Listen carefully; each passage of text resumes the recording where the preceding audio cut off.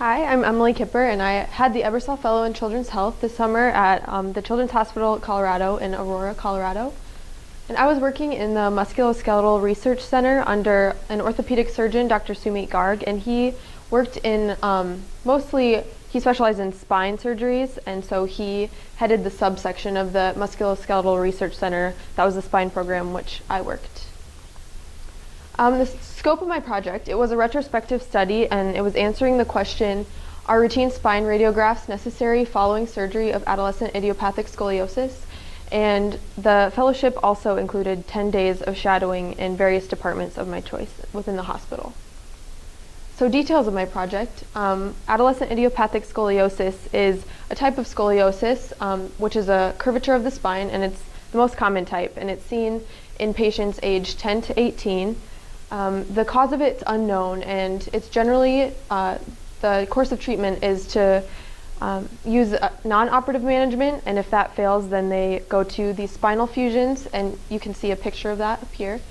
After the spinal fusions, the standard of care is for the patient to receive 2 radiographs or x-rays at each post-operative visit, and the radiation exposure for that is 0.2 to 0.5 millisieverts for each x-ray, and that compares to 3.6 millisieverts of radiation that we just naturally receive from living at sea level each year. So it's a pretty significant amount of radiation, and our purpose was to reduce the radiation exposure to spinal fusion patients by giving clinicians data to support not getting these radiographs at each post-operative visit.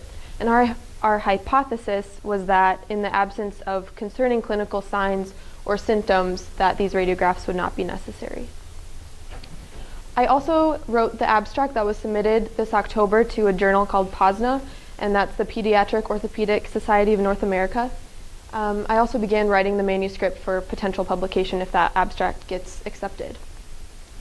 For our research, we decided to start with seeing if our patients had clinical symptoms, and we categorized that by neurologic or sensory disturbances, pain that was greater than that would be expected, and cases of implant prominence, and 61 of these patients had clinical symptoms. And from there we looked at the radiographic abnormalities to see if there was a correlation, and 30 out of 236 patients had radiographic abnormalities, and all of these patients had clinical symptoms. So from there we looked at implant failure, which would be the only radiographic abnormality that would warrant a change in the course of, or in the plan of care. And 6 out of the 236 patients had implant failure, and only 2 of those 6 patients required revision surgery. So that was 0.85%, or very small percent, that actually had a change in their plan of care due to what was found on the radiographs. So our conclusions were that in the first year following spinal fusion surgery, these radiographic abnormalities were very uncommon. And after obtaining baseline radiographs, which would be 2 radiographs at about 2 weeks after surgery, there may not be a need for routine radiographs at every single post-operative visit if there aren't concerning clinical signs or symptoms.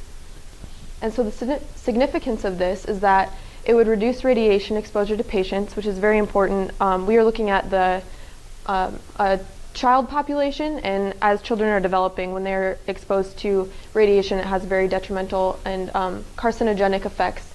So it also reduced healthcare costs for the hospital and the patient and their family without affecting their treatment. I learned a lot during this internship. I got to experience the academic approach to medicine, which was very exciting for me, and through that, I became familiar with a widely used medical chart database called EPIC that is being implemented around the country, and learned how to navigate that sufficiently. I also learned how to write scientific journal articles. I was able to take what I've learned here at Cornell and apply it while I was there, as well as learning new information on what it takes to write a journal for publication. And I gained knowledge from guest speakers. This was a really cool part of the fellowship. There were guest speakers that came in to talk specifically with the research assistants that worked at the hospital, as well as the interns, and they gave us a lot of information on different research techniques and things like writing a meta-analysis, which I didn't have background information on, so that was very cool. I also got observation hours where I learned a lot, and I learned how to interpret and convey statistical data and how to present research findings to medical professionals. The internship also had a very large professional impact. It showed me that I am interested in research, especially when it comes to medicine. I thought it was very exciting to be able to research something that has the potential to change the current plan of care and improve how things are done in that respect. And I also made professional connections. The surgeon that I worked for was very willing to help me on my professional career path. And I also worked with a lot of other research assistants who had similar professional goals to myself, and they were willing to offer their advice in that.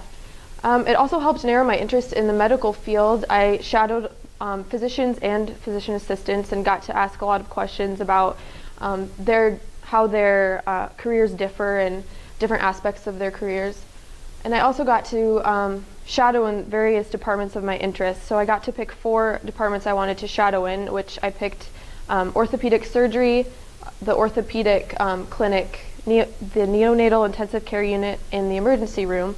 And it kind of helped me narrow my interests. I thought I would be very interested in the neonatal intensive care unit, and actually the emergency room ended up being my favorite. So that was also very beneficial.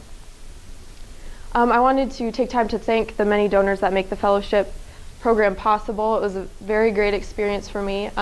Patrick Carey, my site supervisor, and Charlie Liberco, my faculty sponsor.